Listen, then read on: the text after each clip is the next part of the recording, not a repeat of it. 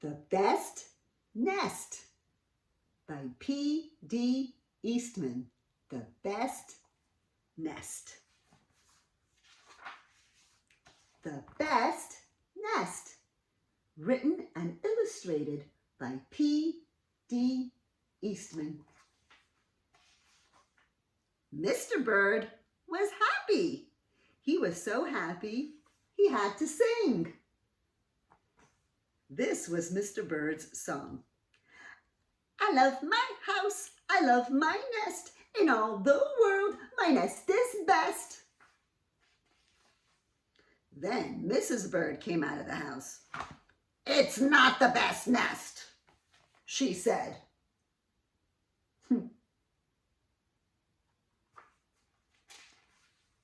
I'm tired of this old place, said Mrs. Bird. I hate it.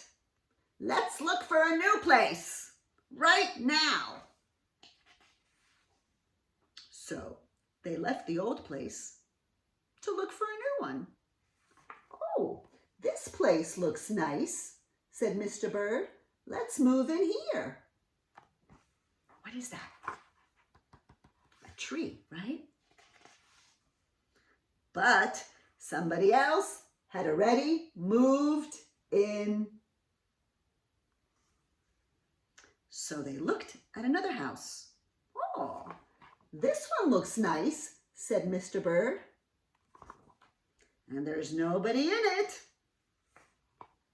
A shoe. Do you think they should move in a shoe? You're wrong, said Mrs. Bird. This house belongs to a foot. Well, that makes sense. So they went on looking. Ah, I like this one, said Mr. Bird. It has a pretty red flag. On the roof. A pretty red flag on the roof. What is that?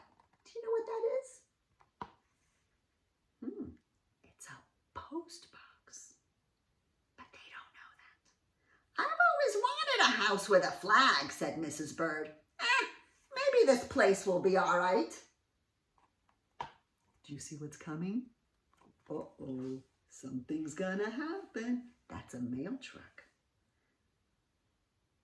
But it was not all right. I guess I made a mistake, said Mr. Bird.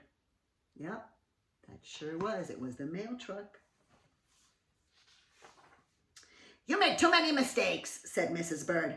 I'm gonna pick the next house. Oh, and here it is, right here. Oh, look what they found. I wonder what this building is. What does it look like?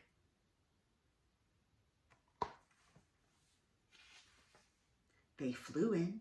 They looked around. Isn't it too big? Asked Mr. Bird. I like this big place, said Mrs. Bird. This is the new place to build our nest. Okay. They went right to work.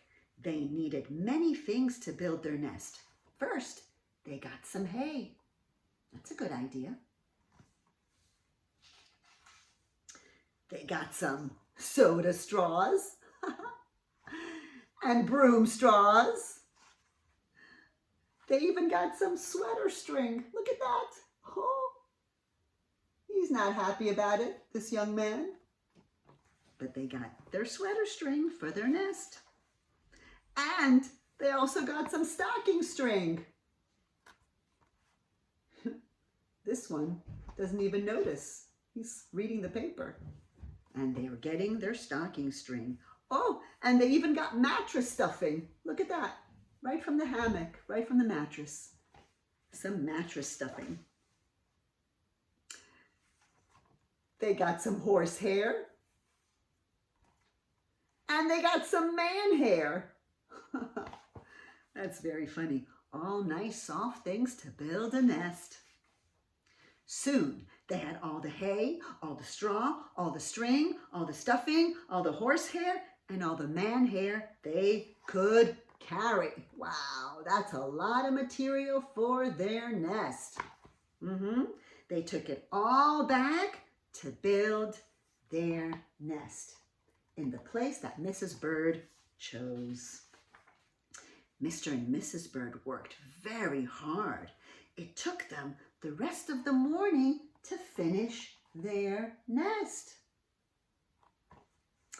"Oh, this nest is really the best," said Mrs. Bird. "I want to stay here forever." Mr. Bird was very happy too.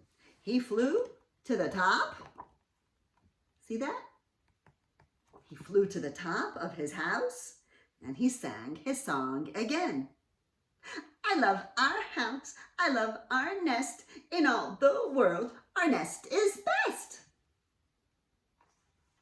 He was so busy singing, he didn't even see Mr. Parker coming. This must be Mr. Parker. And there's Mr. Bird, busy singing his song. He doesn't see Mr. Parker. I wonder who Mr. Parker is and what he has to do with the story. Oh boy, every day at 12 o'clock, Mr. Parker came to the church. That's what that building was. It was a church.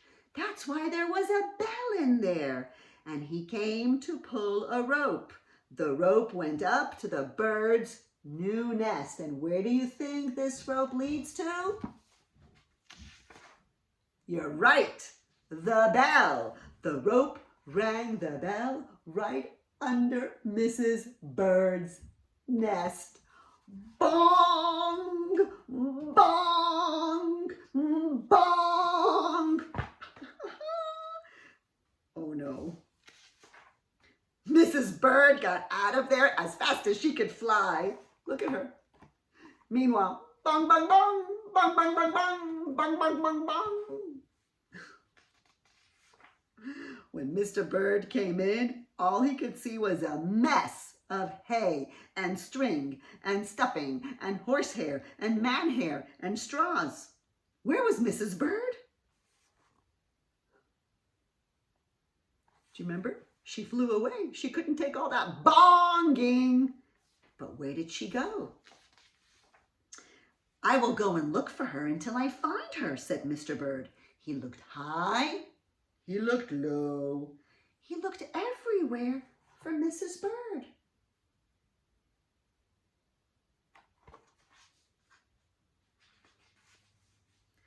He even looked down into a chimney, but Mrs. Bird was not there. He looked down into a water barrel, but Mrs. Bird was not there. Then he saw a big, fat cat. The big, fat cat had a big, fat smile on his face. And there were some pretty brown feathers near the fat cat's mouth. Do you think? Is it possible? Oh no, Mr. Bird began to cry. "Oh dear," he cried. "This big fat cat has eaten Mrs. Bird." Mr. Bird flew off. "I'll never see Mrs. Bird again," he cried. It was getting dark and it began to rain. It rained harder and harder. Mr. Bird could not see where he was going. Look at him, he's crying. He's so sad because he doesn't have Mrs. Bird anymore. Crash! Mr. Bird bumped into something. Crash! It was his old house. That old house that Mrs. Bird hated. "I'll go inside," said Mr. Bird. "I'll rest here until the rain stops." Mr. Bird went in, and there was Mrs. Bird, sitting there singing, "I love my house, I love my nest, in all the world, this nest is best." Oh.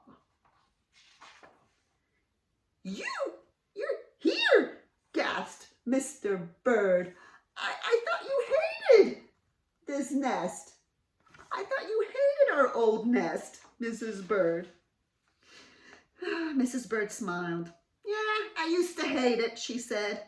But you know, a mother bird can change her mind. You see, there's no nest like an old nest for a brand new bird. Oh, look, they're gonna have a baby bird.